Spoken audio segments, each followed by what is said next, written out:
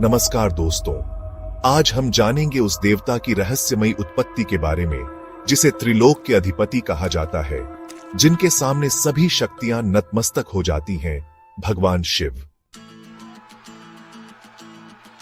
आज हम भगवान शिव के जन्म से जुड़ी पौराणिक कथाओं की यात्रा पर चलेंगे। सबसे पहले बात करते हैं शिव पुराण में वर्णित कथा की। शिव पुराण के अनुसार भगवान शिव को स्वयंभू कहा गया है, यानी जिनका न तो कोई जन्मदाता है और न ही कोई जननी। वे पंचतत्वों से परे हैं, अमर हैं, अनंत हैं। उनका कोई आदि है न अंत। परंतु जब हम विष्णु पुराण की ओर बढ़ते हैं तो वहां एक भिन्न दृष्टिकोण मिलता है। कहा गया है कि भगवान विष्णु के ललाट से निकले तेज से भगवान शिव की उत्पत्ति हुई और उनके नाभि से उत्पन्न कमल से ब्रह्मा जी प्रकट हुए।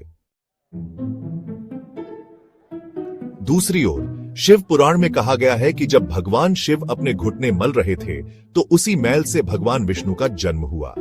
यानी इन दोनों पुराणों की कहानियां एक दूसरे से बिल्कुल विपरीत हैं, लेकिन यही तो सनातन धर्म की खूबसूरती है, जहां हर कथा अपने आप में एक गूढ़ सत्य समेटे होती है।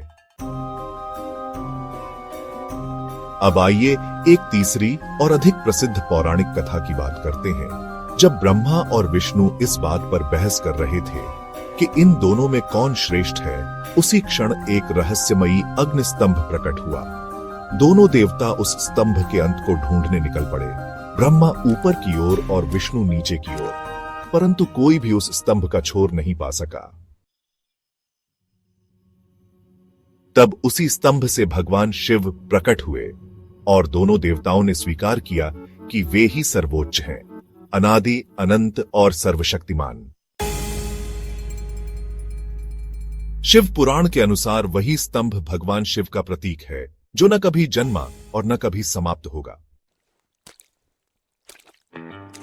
इसके बाद एक और कथा आती है जो लोगों में बहुत प्रसिद्ध है। एक बार ब्रह्मा जी ने भगवान शिव को पहचानने से इनकार कर दिया। तब भगवान विष्णु ने ब्रह्मा को दिव्य दृष्टि दी और उन्हें शिव की महत्ता याद दिलाई। ब्रह्मा को अपनी भूल का पश्चाताप हुआ और उन्होंने शिव से प्रार्थना की कि वे उनके पुत्र रूप में जन्म लें। शिव ने उनकी प्रार्थना स्वीकार की और एक बालक के रूप में उनकी गोद में प्रकट हुए। यह भगवान शिव का एकमात्र बाल रूप था। जब ब्रह्मा ने उनका नाम पूछा तो उन्होंने कहा कि उनका कोई नाम नहीं है। तब ब्रह्मा ने उन्हें रुद्र नाम दिया, जिसका अर्थ होता है रोने वाला। लेकिन शिव नहीं माने, वे रोते रहे और तब ब्रह्मा ने उन्हें 108 नाम दिए, जैसे शर्व, उग्र, महादेव, ईशान आदि। अब आते हैं श्रीमद् देवी भागवत पुराण की ओर। यहां बताया गया है कि ब्रह्मा, विष्णु और महेश तीनों का जन्म देवी दुर्गा और सदाशिव की संयुक्त शक्ति से हुआ था। यानी देवी दुर्गा ही इन त्रिदेवों की माता है और काल सदाशिव पिता। एक कथा के अनुसार जब ब्रह्मा और विष्णु में यह विवाद हुआ कि किसका जन्म किससे हुआ, तो सदाशिव प्रकट हुए और उन्होंने कहा, मैंने ही तुम दोनों को सृष्टि और पालन का कार्य सौंपा है, जैसे मैंने शंकर और रुद्र को संहार का कार्य दिया है। उन्होंने यह भी बताया कि उनके 5 मुखों से अकार, उकार, मुकार, बिंदु और नाद प्रकट हुए, जो मिलकर AUM बनते हैं। यही AUM भगवान शिव का मूल मंत्र है, एक अनाहत ध्वनि जो अनादि और अनंत है। यह सब सुनकर ब्रह्मा और विष्णु ने सिर झुका लिया और शिव को प्रणाम कर लिया।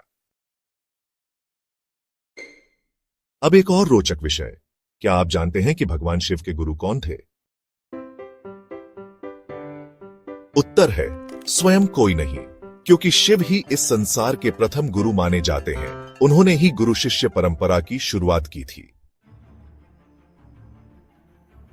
उन्होंने अपनी दिव्य ज्ञान केवल सप्त ऋषियों को दिया, जिन्हें आज भी हम सप्तर्षि के नाम से जानते हैं।